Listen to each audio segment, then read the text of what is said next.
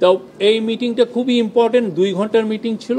2 ঘন্টার মিটিংয়ে সামনে যে ইলেকশন আসছে, ইলেকশনের যে প্রস্তুতি আমাদের কীরকম এবং সেই অনুযায়ী আমরা কি কি কাজ আরও করতে পারি জোরদারভাবে, সেগুলো নিয়ে আলাপ হয়েছে।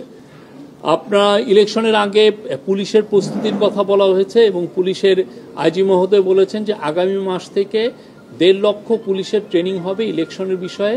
সেপ্টেম্বর থেকে, আগামী মাসটা সেপ্টেম্বর, অক্টোবর এবং নভেম্বরে 1.5 লক্ষ পুলিশের নির্বাচন বিষয়ে তাদেরকে ট্রেনিং দেওয়া হবে। তারপরে ইলেকশনকে সামনে রেখে আপনারা জানেন যে প্রচুর ডিসইনফরমেশন অলরেডি সার্কুলেট শুরু হয়েছে, সামনে এটা আরও ইন্টেন্সিফাই করবে।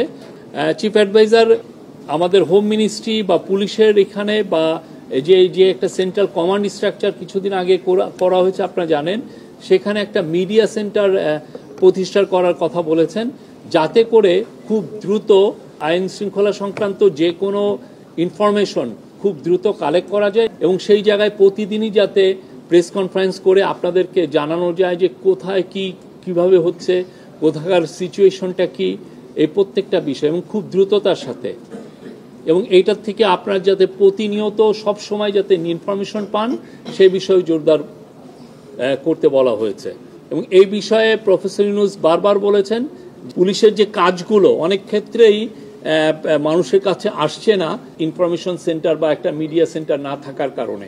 পুলিশ অনেক জায়গায় অনেক ভালো ভালো কাজ করছেন, অনেক জায়গায় ইন্টারভেনশন ওরা খুব দ্রুতই করছেন, কিন্তু দেখা যাচ্ছে যে এই বিষয়গুলো আমাদের অনেকের কাছেই জানা থাকছে না। সেই জন্য এই মিডিয়া সেন্টারটা এটা এইভাবে কাজ করবে। আরও অনেক বিষয়ে আলাপ হয়েছে।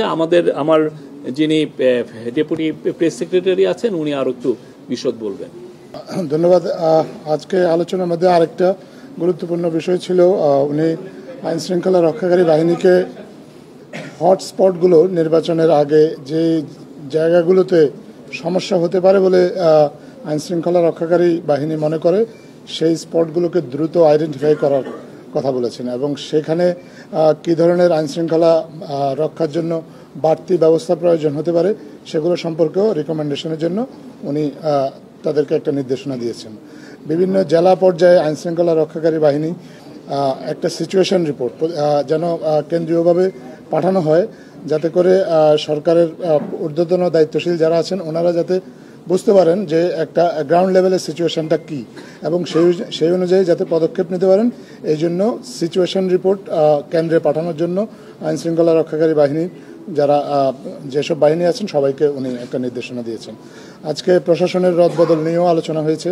নির্বাচনের আগে আপনি জানেন যে প্রশাসনে একটা রদবদল আসন্ন, এই রদবদলটা কী প্রক্রিয়ায় হবে সেটা নিয়ে আলোচনা হয়েছে এবং সে বিষয়ে কিছু সিদ্ধান্ত হয়েছে। মোটামুটি এই হচ্ছে আজকের আলোচ্য বিষয়। এর বাইরে যদি এখন আপনাদের কোনো প্রশ্ন থাকে না, আরো দুইটা বিষয় সেটা বলছি। একটা হচ্ছে যে আজকে US ambassador charge affairs professor ইউনূসের সাথে মিটিং হয়েছে। সেই মিটিংয়ে ইউএস এর বাংলাদেশের যে ট্যারিফ টকস, তারপরে কাউন্টার টেরোরিজম, আমাদের ইলেকশনের প্রস্তুতি, কনসেনসাস কমিশনের যে ডায়ালগগুলো হচ্ছে সেগুলো নিয়ে কথাবার্তা হয়েছে। প্রফেসর ইউনূস পুরো ইউএস চার্জ অ্যাফেয়ার্সকে জানিয়েছেন যে বাংলাদেশ গভর্নমেন্টের, ইন্টারিম গভর্নমেন্টের টপ প্রায়োরিটি হচ্ছে কাউন্টার টেরোরিজম এবং উনি বলেছেন টেরোরিস্টদের ব্যাপারে এই গভর্নমেন্টের জিরো টলারেন্স, কোনো ধরনের কোনো টলারেন্স টেরোরিস্টদের প্রতি শো করা হবে না, জিরো টলারেন্স। উনি এটা ব্যক্তহীন কণ্ঠে জানিয়েছেন। আর আজকে আপনি জানেন আজকে রাতে আমাদের প্রতিনিধি দল ইউএসএ যাচ্ছেন এবং আমরা প্রতিনিধির সাথে, যদিও টক্সে থাকবেন না, বাট প্রতিনিধির সাথে একটা গ্রুপ অফ বিজনেসম্যানও যাচ্ছেন। Thank you. সেনাবাহিনীর তরফ থেকে বলা হয়েছে যে প্রায় 60,000-এর মতো ট্রুপস এই নির্বাচনী ডিউটিতে থাকবেন।